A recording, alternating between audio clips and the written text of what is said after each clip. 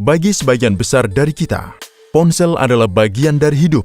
Tetapi saya yakin keingintahuan Anda selalu terjebak oleh pertanyaan-pertanyaan seperti bagaimana ponsel melakukan panggilan dan mengapa ada berbagai generasi komunikasi seluler. Mari kita jelajahi teknologi di balik komunikasi seluler. Ketika Anda berbicara di telepon, suara Anda diambil oleh mikrofon ponsel Anda. Mikrofon mengubah suara Anda menjadi sinyal digital dengan bantuan sensor MEMS dan IC. Sinyal digital ini berisi suara Anda dalam bentuk 0S dan 1S. Antena di dalam telepon menerima sinyal 0S dan 1S ini, kemudian mentransmisikannya dalam bentuk gelombang elektromagnetik.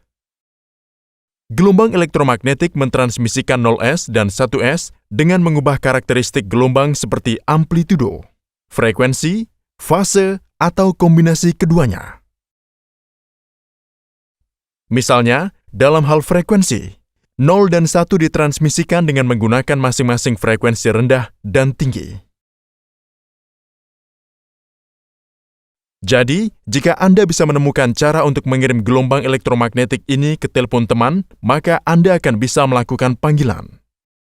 Namun, gelombang elektromagnetik tidak mampu melakukan perjalanan jarak jauh. Gelombang akan kehilangan kekuatan karena kehadiran benda-benda, peralatan listrik, dan beberapa faktor lingkungan lain. Bahkan jika tidak ada masalah seperti tersebut tadi pun, gelombang elektromagnetik tidak akan berlangsung selamanya karena struktur bumi yang melengkung. Untuk mengatasi masalah ini, dibuatlah menara sel menggunakan konsep teknologi seluler.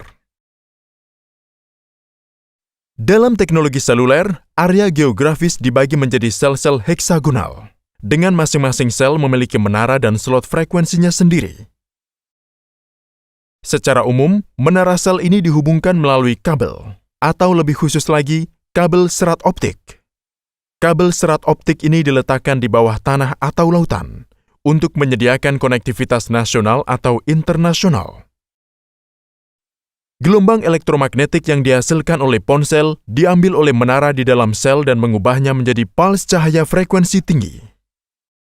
Pulse cahaya ini dibawa ke base transceiver box yang terletak di dasar menara untuk pemrosesan sinyal lebih lanjut. Setelah diproses, sinyal suara diarahkan ke menara tujuan. Setelah menerima pulse, menara tujuan memancarkan keluar dalam bentuk gelombang elektromagnetik dan ponsel teman kemudian menerima sinyal. Sinyal ini mengalami proses terbalik dan teman mendengar suara Anda. Jadi memang benar bahwa komunikasi seluler tidak sepenuhnya nirkabel, namun tetap menggunakan media kabel juga. Beginilah cara komunikasi seluler dilakukan, tapi ada masalah besar yang sengaja tidak kami jawab. Komunikasi seluler hanya berhasil ketika menara Anda mentransfer sinyal ke menara teman. Tetapi bagaimana menara Anda tahu di area menara sel mana teman Anda berada? Nah, untuk proses ini, menara sel mendapat bantuan dari sesuatu yang disebut Mobile Switching Center, atau MSC. MSC adalah titik pusat dari sekelompok menara sel. Sebelum melangkah lebih jauh, mari kita jelaskan lebih banyak informasi tentang MSC. Ketika Anda membeli kartu SIM, semua informasi berlangganan terdaftar dalam MSC yang ditentukan. MSC ini akan menjadi home MSC Anda. Home MSC ini menyimpan informasi seperti paket layanan, lokasi Anda saat ini, dan status aktivitas Anda.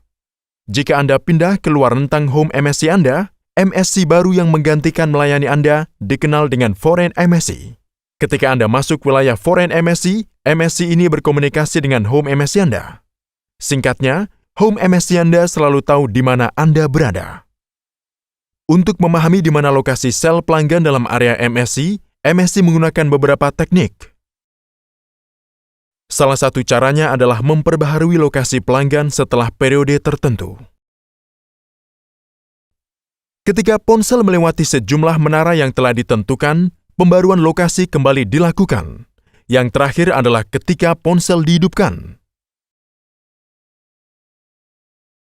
Mari kita coba memahami semua prosedur ini dengan sebuah contoh. Misalkan Emma ingin menelpon John. Ketika Emma memanggil nomor John, permintaan panggilan tiba di home MSC Emma. Setelah menerima nomor John, permintaan akan diteruskan ke home MSI John. Sekarang MSI John memeriksa MSI-nya saat ini. Jika John berada di home MSI-nya, permintaan panggilan akan segera dikirim ke lokasi selnya saat ini dan memeriksa apakah John sedang melakukan panggilan lain atau apakah ponselnya dimatikan. Jika semuanya positif, telepon John berdering dan panggilan akan tersambung. Namun, jika John tidak berada di home MSI-nya, MSI John akan meneruskan permintaan panggilan ke foreign MSI. Foreign MSI akan mengikuti prosedur yang dijelaskan sebelumnya untuk menemukan ponsel John, dan kemudian akan melakukan panggilan.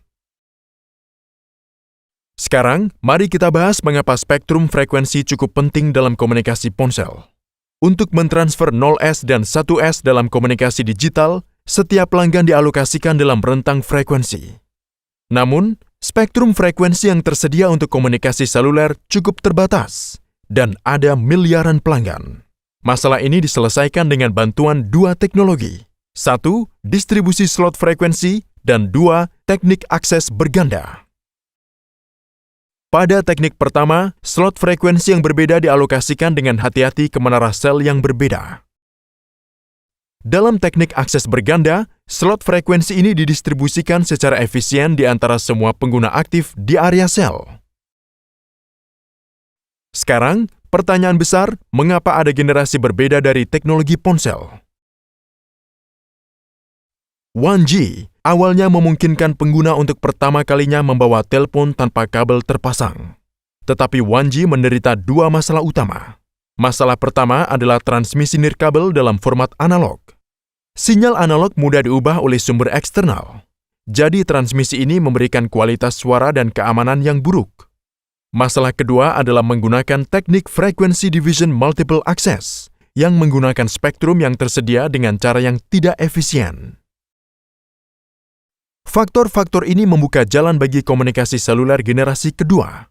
2G menggunakan teknologi akses berganda digital, yaitu teknologi TDMA atau CDMA. Generasi kedua juga memperkenalkan layanan data revolusioner, SMS, dan penelusuran internet. Teknologi 3G difokuskan untuk memberikan kecepatan transfer data yang lebih tinggi. 3G menggunakan teknik akses ganda WCD bersama dengan peningkatan bandwidth. Kecepatan 3G 2 Mbps memungkinkan transfer data untuk penggunaan seperti GPS, video, panggilan suara, dan lain-lain.